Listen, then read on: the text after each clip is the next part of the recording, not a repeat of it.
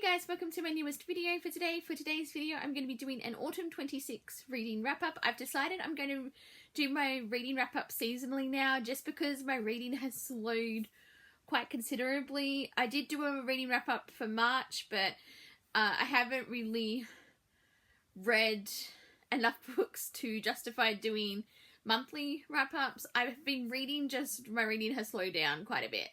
And rather than force myself to try and read a lot and to get the books read in a certain month, I'm going to do them seasonally just to put less pressure on myself, because if I do, then I'm just going to end up in a reading slump and not read at all, and I'm trying to avoid that because I feel like I've just got back into reading after like a while of not reading. And yeah, so I have 2 audiobooks to talk about, 2 books that I did finish and a few single issue comics, and I also have 1 DNF because I did DNF a book because I'm trying to embrace DNFing more, just because, you know, if a book hasn't grabbed me by a certain point, or if I stop enjoying a book, then I just want to be able to put it down and go on to something else. And that's what I actually did with this one, and it's surprising because it's a graphic novel. I was loving it up to a certain point. I thought this is going to be a 5-star. It's going to get me back into graphic novels. I haven't, and it's done neither of those things. And it's surprising because this book, this actual collection is so beloved. And it's Hawkeye, the saga of Barton and Bishop. That's where I got up to. I made it probably about halfway through, which is because I was loving this. I was loving Clint, like reading from Clint's perspective and everything with that, his relationship with Kate, the shenanigans that they got up to.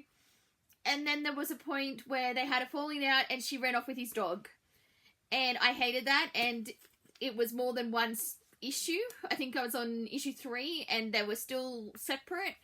And I went, no, I'm done. So I just went, yeah, I'm not finishing this. It was great up until that whole thing happened, and then I went, I don't care anymore. So I'm DNFing this. I'm going to probably just donate this to my local, because I do actually have a few books that I've been accumulating. Just ones that I've read and I'm either hated or have no desire to read again. I will probably do a book unhaul. But yeah, this is going into the pile, which I'm rather sad about because I really wanted to enjoy it. And then I was like, I should have just read it when I borrowed it from the library way back in the day. Because I did get this from the library initially and I never read it. And then I saw it in a comic book store and I went, I'm going to buy this. And yeah, I ended up not enjoying it. So... So this is my first thing that I did attempt to read. Hawkeye, the saga of Barton and Bishop, and I didn't finish it. I'm not going to finish it. So yeah, I will take out my bookmark because it's Baymax. But yeah, really disappointed in this because it started off so amazing and I was like, oh yeah, I can see why people love this. And then it just went really downhill, so... there we go. my DNF. And then I'm going to quickly talk about the 2 audiobooks that I did manage to do.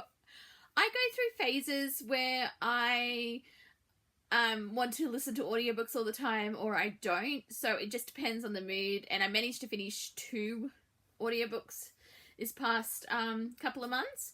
The first one that I finished was reading Twilight New Moon. I finally got to a Twilight sequel, guys. I've read Twilight, the first one, I think at least 3 times. The first time I actually didn't like the book back when it was like really, really hyped and it was all the series was coming out. I didn't like it when I first read it. And then after a number of years, I decided to give it another chance. I liked it a lot more the second time around. And then I listened to it on an audio again, this past, like earlier in the year, and I've got all the sequels on audio except Midnight Sun, because I have cancelled my Audible membership for now, just because I've got so many audiobooks I need to listen to them, rather than just getting more credits and not listening to my backlog. So I will eventually start that membership up again. I'm just trying to make my way through the books that I do have, and yeah, so which is the story of my life with all the books that I have to read on my physical TBR. So yeah, I listened to New Moon. I watched the movie before I read the book, so I already knew kind of what to expect going in. It was very angsty. Yeah, half the book was Bella being despondent because of all the drama with the Cullens, and then there was more drama with Jake and the werewolves, and yeah, there was there was a lot of angst. I was like, girl. That's sort of what I felt like saying when I kept listening. Lena was like, oh, another chapter and Bella's depressed. Okay. Stuff did eventually happen. There were some scenes I did like a callback to the first book. I did like that one, with one of the vampires that she faced off against, that one who kept, I can't remember what the vampire's name was, but I know the partner's I think it's Victoria, who wants Bella dead to get back at Edward. So yeah, so I did sort of like the tie into that, and the first time Bella sort of encountered the werewolves, not knowing that it was Jake at first, and then I did have to laugh listening to Jake trying to spell out to Bella that this is why I've been the way I am, because I'm a werewolf. And yeah, she sort of had to piece together, kind of like what she did for piecing together that Edward was a vampire. So I did like that one. But yeah, it was very angsty. And I do need to continue on with Eclipse, because it didn't end on a massive cliffhanger, but it sort of built up to with the whole Bella wanting to be a vampire after graduation, and like sort of the deal she's made with Dr. Cullen, and her father is extremely peeved off at her at the moment, which fair, because she ran away to Europe for a bit. So yeah, that was a time with that whole thing. So I did end up giving New Moon 4 out of 5 stars. I will be continuing on with the rest of the series. I just haven't done it yet. So, because as I said, I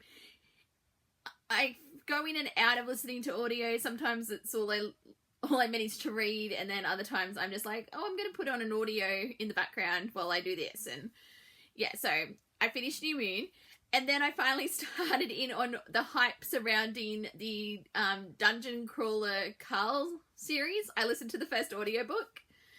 I had so much fun with this. First of all, I love Princess Donut. She's my favourite. And listening to the audiobook, I think, was a great choice, because the announcer was hilarious. Just all these random bits of, you've unlocked a new achievement. And yeah, some of it was really funny as well. Just like with some of the rooms, like he had to go through, and like his whole narration. Then, yeah, it was actually like a really fun read. I didn't give it a 5 stars. I gave it a 4. I had a good time listening to it, and I will eventually continue on with the series. But yes, I just know I have started Dungeon Crawler Carl after all this hype after the last couple of years on BookTube. So I did listen to that one. And now we move into what I've read physically. So the first one that I have is I continued on with the Shetland series, because I have been making my way through the books. They're very different to the TV show now, but I am caught up on the TV show, but I'm not caught up on the books. So the books, I think, have since finished being published, but she did release a new Jimmy Perez book last year, so I don't know if she has plans for more, but I did finish Cold Earth, which is book 7 in the series, and I really enjoyed this. It sort of did start with a throwback to the first book. One of the characters who was sort of maligned and everyone hated because he was weird, and he was a suspect in the first book. It sort of did have a closure to that one, because it starts with a funeral There's a landslide, and they find a body in a house, and so it starts off with the funeral, then there's like the landslide, and then there were like many twists and turns, and I don't think I guessed who was responsible. I think I started to suspect, but not until like they basically spelled it out who was the killer. So like I had my suspicions, but yeah, I wasn't 100% certain. I loved that Willow and Jimmy hooked up in this one. It's been going that way for like the last couple of books, so I was like, they're going to hook up, and I know they do eventually have a family and things, but I loved this one. It's a great murder mystery. I gave it 5 out of 5 stars. So, and then I got to a book that I've actually had since like the end of 24. I went when I was one of my Sydney trips, or like it was my only Sydney trip in 24. So I've had this for a while, and that is The Family Upstairs by Lisa Jewell. This was an interesting read. It's told through many perspectives, and because it's two of them are in the present, and one's in the past, and then it eventually connects to the present. It gets very twisted and disturbing the more you learn what happened in this, because in this one, there's this house in Chelsea in London. The family were basically in a cult situation. 3 bodies were found, and there was a baby upstairs. And in the present, we're learning, because the children in the house, they all scattered and vanished when the murders happened, and it was basically the house fell to the baby, who is connected to one of the point of views that we follow, and it goes one way, and then we get to a point and we're like, oh. So yeah, it's very disturbing. There's like abuse, a lot of abuse in this. There's a lot of it's like sexual, physical, emotional. A lot of trigger warnings for this one. Just be careful, because it gets, one of the point of views we do follow gets very sadistic because of the situation he's in, and it's sort of his coping mechanism, even though it's very twisted what he does. I liked this one. I gave it a 4 out of 5 stars. It does end on a bit of a cliffhanger, so there is a sequel. I will probably check out the sequel at some point, but I liked this one. It very dark, but I did like this one. So, and I'll probably check out more from Lisa Jewell in the future as well. So, I read that, and then I binged watched Spider Noir. And then I realised, oh wait, I collected a few single issues back in my heyday of comic book collecting. And I dug them out of my collection. I only collected the first 3, so I'm not completing the story. But I read the 3 issues. It was a fun ride. Just, I sort of loved the Spider Noir verse. And just seeing different characters, and that in this one was 1940s, because it was just on the cusp of World War II, so and yeah, it sort of has Peter teaming up with, I can't remember what her speciality was, but she's a doctor, and she's trying to recover this specific stone or jewelry, and issue 3 did leave with a revelation about said character, but which I kind of saw coming, but I was like, she's probably going to be one of the bad guys, but maybe if I find these issues out in the wild, I will pick them up, but for the time being, I've read 3 issues out of 5 of the 2020 Spider Noir series. I will tell you, reading these was a time, because they kept advertising like conventions and things from this period, and one of them was like May 2020. I was like, I bet that got cancelled.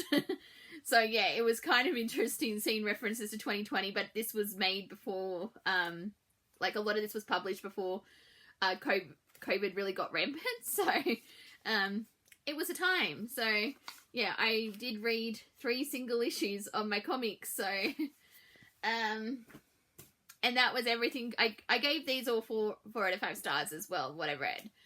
So that's what I've been reading in the past couple of months. So not a huge amount, but I have read some books that I enjoyed, and I did have 1 5-star rating. So I thought that was pretty good.